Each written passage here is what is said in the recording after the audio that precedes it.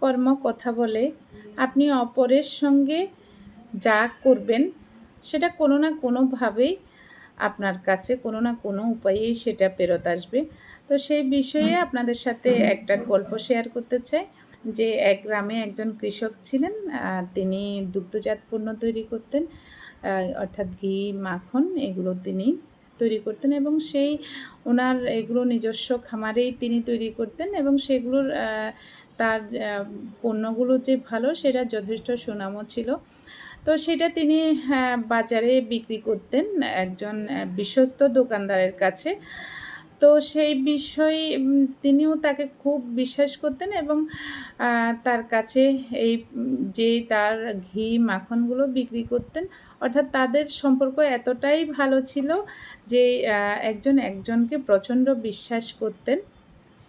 তো সেই বিশ্বাসের কারণে দোকানদার কখনো কৃষকের সেই জিনিসগুলো কখনো মেপে দেখতেন না, অর্থাৎ তারও সেই বিশ্বাস ছিল যে এই কৃষক আমাকে মাপে কম দিবে না এবং তাদের সাথে খুবই বন্ধুত্বপূর্ণ সম্পর্ক একজন অপরজনের সাথে ছিল।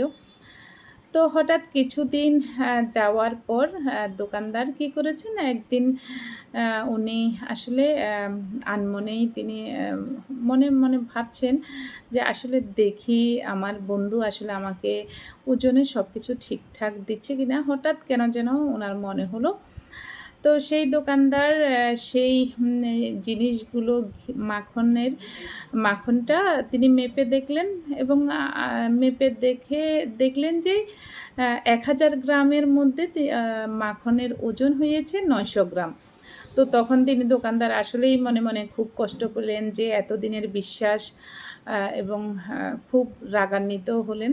তো যখন কৃষক তার দোকানে পণ্যগুলো বিক্রি করার জন্য আসলো, তো দোকানদার বললেন যে আসলে আপনার সাথে আমার এতদিনের সম্পর্ক, আমি কখনো কোনো জিনিস পরিমাপও করি নাই, কিন্তু আপনি একজন প্রতারক, বেঈমান, আপনি আমার সাথে প্রতারণা করেছেন। আপনি আমার থেকে 1 কেজির মূল্য নিয়ে আমাকে 900 গ্রাম দিচ্ছেন, আপনি আমাকে 1000 গ্রাম পুরোপুরি সেভাবে দেন নাই, কিন্তু টাকাটা নিয়ে যাচ্ছেন। এটা ঠিক না, আপনি আমার সাথে এইভাবে কাজ করা আপনার উচিত হয়নি। তো কৃষকও আসলে খুব মনে কষ্ট পেলেন।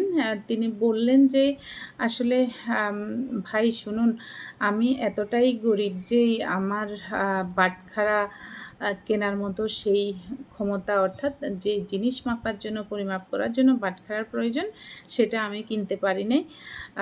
আপনার এখান থেকে আমি প্রতি সপ্তাহে যেই 1 কেজি চিনি নিয়ে যাই, সেই 1 কেজি চিনি আমি পাল্লার এক পাশে বসিয়ে অন্য পাশে আমি মাখনের সেই জিনিসটা দিয়ে আমি 1 কেজি দিয়ে দিই।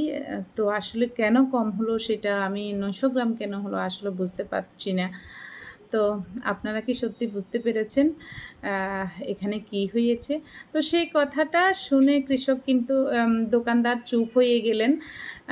তিনি বুঝতে পারলেন আসলে তিনি যেই চিনিটা পরিমাপে দিয়েছেন সেটা 900 গ্রাম এবং সেটা ওজনেই কিন্তু, সেই কারণেই মাখনের ওজনও কিন্তু 900 গ্রাম হয়েছিল, কারণ কৃষকের কাছে কোনো বাটখারা ছিল না।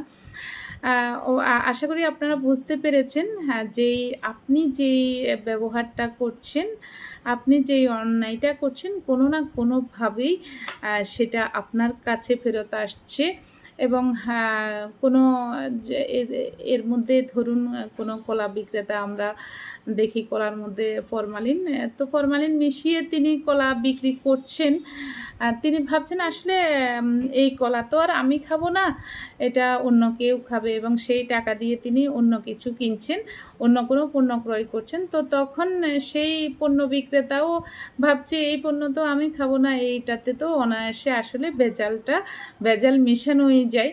তো আসলে সেই ক্ষেত্রে এম আপনি যে ব্যবহারটা করছেন পরবর্তীতে সেই ব্যবহারটা সেই ঘটনাটাই আপনার কাছে ঘুরে ফিরে আসছে। আসলে আ আমরা এমন এক এম মানুষ আমরা যে আমরা স্বতঃস্ফূর্তভাবে আমরা অন্যায়টা করে যাচ্ছি। আমরা বুঝতেও পারছি না সেটা আবার আমাদের কাছেই ফেরত আসছে। তো আসলে সেই বিষয় আসলে সৃষ্টিকর্তা কখনো ছেড়ে দেন না। ওই যে বলে বাপকেও ছাড়ে না। আপনি যেই অন্যায়টা করছেন ঘুরে ফিরে সেই অন্যায়টা আবার আপনার সাথেই হচ্ছে। তো অবশ্যই আশা করব আমরা এই বিষয়গুলো থেকে, এই অন্যায়গুলো থেকে আমরা বিরত থাকব।